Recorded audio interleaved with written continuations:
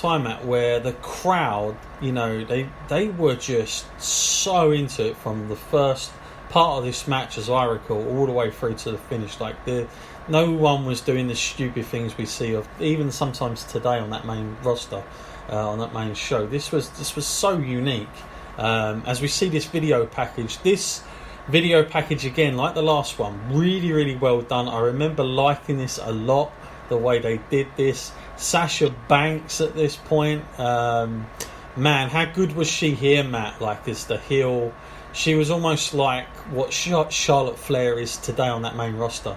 She was exactly that on this.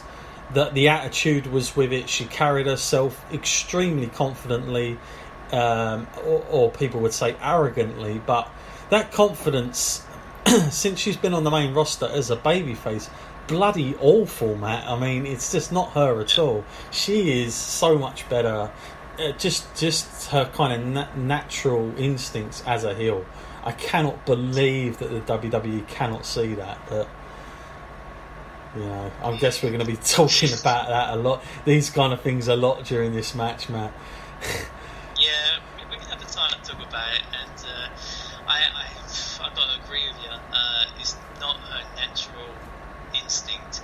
Even when you take into account, like, if you was to walk up to Sasha in the street or in an airport, you might not get the most welcome reception. And it kind of comes to the job that you're going to have these interactions with the fans. But if you're not great at dealing with that, you're best off as a heel, and naturally that's what is drawn to her. And I feel like if you're looking at her on Raw and you're not really a fan of Sasha, please check out what she did on NXT, because she was a completely different character. It's almost like comparing what The Rock was before The Rock turned heel, but in reverse. They took a good character and turned it into a babyface character that people almost can't gel with. Mm-hmm. Yeah, I remember this build up to this show so well, because I remember Bayley was like a huge joke at the time, Matt. She was not really taken serious, was she, for a long time? And then she had this like run of a couple of weeks, or maybe more than that, like a month, where she got over bell to bell against Charlotte and Becky, and she got this match. And I remember, she at this point, Matt, I don't think we'd really seen. I mean, we'd seen glimpses of it in the road up to this match, but to be number one contender, but we hadn't really seen the Bayley that we would see here tonight, had we, at this point, in my opinion. This match is very, I don't want to big it up too much and create a massive thing about how much I'm into the women's wrestling or into these wrestlers. It's not about that. It's about it was almost perfect. It was just the fact that we had seen that Charlotte, Becky and Sasha had been promoted to the main roster. Yeah. If it wasn't for that fact, this would have been a very, very 50-50 match. Yep. There was always that doubt in our minds that because Sasha already had the call-up, she had nothing to lose because she had that to fall back on. Yeah. No, you're right. And as we see Bayley coming down at this point as well, you talk about a baby face. I never thought the day that anyone would ever boo Bayley, but it happened. But at this point, so over with the audience, so likeable, very easy to like Bayley. And I liked Bayley, but I didn't know how good she was bell to bell at this point. This is the match that I was hooked on after. I knew how good she was. Because again, I think the character, they leaned on that a lot at the beginning, and they didn't really do much with her in ring. She jobbed quite a lot, as I recall, and all of a sudden she just got a ton of momentum, and they went with it for a change. They didn't come up short at this point. They just went with it, which was the right thing to do. It's all about timing. And this was perfect timing for this. Now here we go, Sasha Banks. I forgot. This is a cool entrance as well. Look at that, Matt. Better than probably any entrance she's had. Or I suppose you could put Snoop Dogg, her uncle, on there. The singing that she had on once. But I mean, really, NXT Takeover here absolutely smoked WWE SummerSlam away as far as entrances go, Matt. Yeah, and maybe you might even say, is it because the king of entrances is in charge of this Triple H? He knows how to Yeah, I think that's got a lot to do with it. I think it's got a hell of a lot to do with it.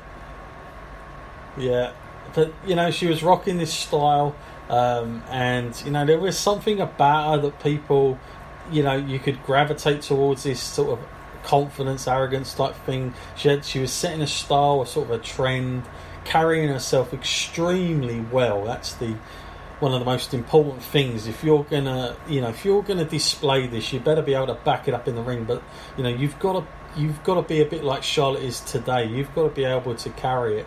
And at this point, she certainly was. She was right on top of every cue needed at this point. But something I forgot to mention during that promo, I remember sitting watching that promo, and there was a bit where Sasha come on after all that Bailey stuff had been heavily edited, and she was like, "Boo freaking who," like baby Bailey, who cares, why. And she was like so good at being a villain. This was almost like the two opposites facing each other in a way. You've got this very overly confident woman who is the champion. She's sure of herself, and you've got Bailey who's extremely nicey nice.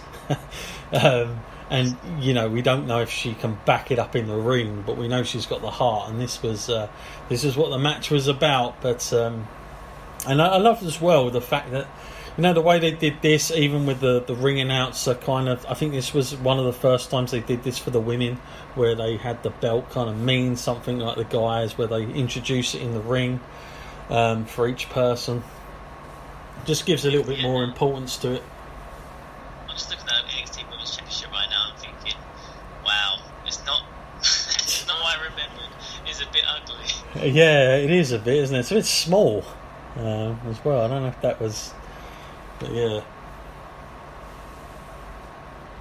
Here we go then, and this was a match. Like I say, coming into this, I just thought, I thought it would be good, but I wasn't thinking it, to be this, as good as what they laid on. And I'm sure even, a lot of the guys backstage, Matt, didn't know how good this was going to come out, because you just cannot tell, no matter how well you book it or you want it to play out in your head. I mean, let's face it, Matt, if that was the case, then everyone would be loving what we're seeing now week to week, wouldn't they? But it doesn't come out like that, does it? On paper and in practical are two different things here.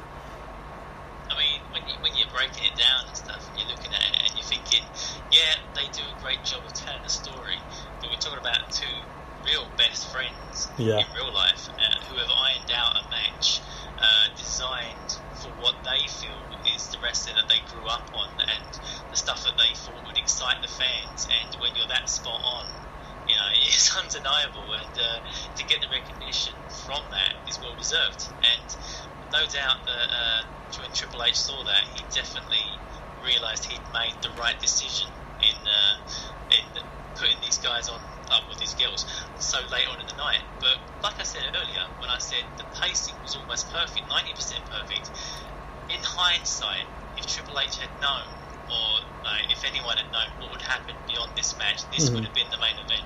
Oh yeah, definitely would have. But it has to start somewhere, and I think it was this match. I think it was this night that started it really and truly. Whenever they announce that Divas Revolution, like, this is it, it's not gonna be because you've got to have something, and this was it for me. But they didn't want to say it was this. I don't think as much as this match got praise. I think it was a little bit of like, at this time, Matt, when you saw Trinity just out there just a little while ago, Matt, standing at ringside. The girls that were on the main roster at this time, Matt, and they saw this, there's no way that current WWE roster wanted to get this match overpraised as much as it did. I mean, you couldn't help but praise it, but they would not have liked to have seen this match, because this destroyed anything that was going on at the time. I mean, I don't know what we got at SummerSlam. I can't even remember it. That's how out of the loop I am with that match. But all I know is it wasn't a serious kind of competitive thing like this. know. No. I mean, like, that's the crazy thing, isn't it? Because you're thinking back then it wasn't even the same crop of women's wrestlers. No, totally different. Divas or whatever. Oh yeah, it was the Divas. I mean, don't get me wrong, there were a few good ones, but you know, you had Natty in there and stuff. But it's not so much the wrestling style that they were doing. It's the wrestlers themselves. It was the style that they were given. It was the way they was produced that was the issue, and also the WWE's attitude on it as well. You know, that's a major thing. And the attitude for it on NXT, Matt, was they're going to get as good a shot as the males. You know, that was it. And when you've got that behind you, it's a huge advantage to have at this point. Oh yeah, definitely. So these two seeing this now reminds me, like, looking at where the women are now. With WWE terms, they do not book Bayley the right way they should at all. Yeah.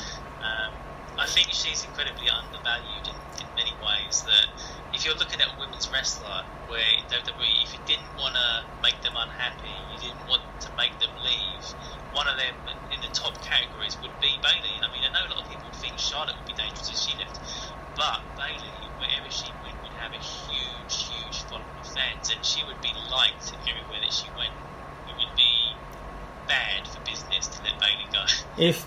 And the stupid thing is, if they had done this so correctly, Matt, is that, you know, I know with a lot of rumours for next year about WrestleMania, Ronda Rousey, Charlotte, but let's face it, Matt, it could have easily been Bayley in that spot, you know, against Charlotte or against Ronda or whatever. But like she could have been such a huge name, not just a women name, but an all-round merch seller. You know, she sells so well with the kids.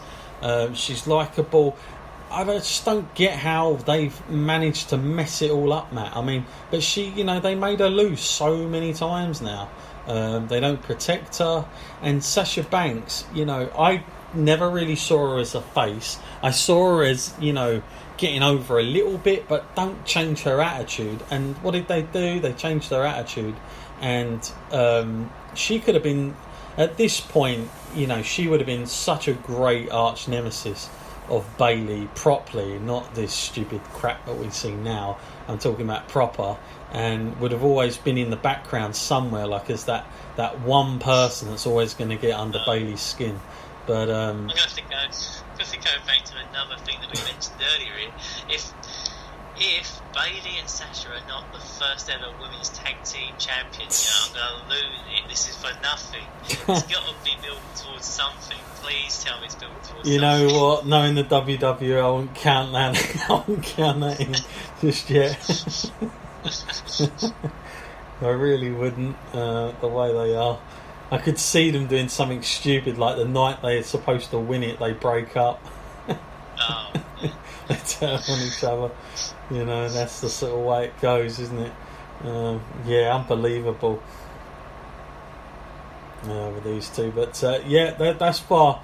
This match. Let's get back to the match here, because, you know, I feel like we're taking away. I mean, it's just so hard not to think of, you know, sky was the limit here for both these girls after this match, and look what WWE did. But getting back to this match, I mean, you know, just watching this back, like from the bits, this was extremely fast paced, Matt. Like for you know, the match, I think the length for this was just under 20 minutes. It's a long match, and yet, you know, they were going very, very aggressive, very fast at the beginning. And, you know, the one thing I remember about this match more than anything in the live crowd match is, and just like we're seeing here, very back and forth.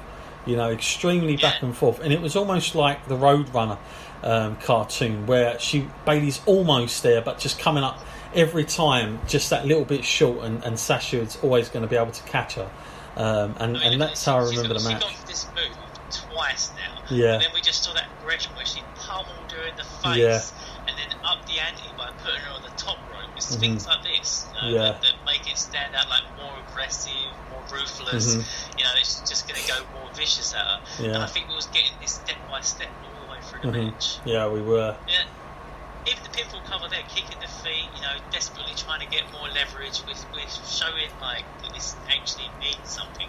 I remember actually us reviewing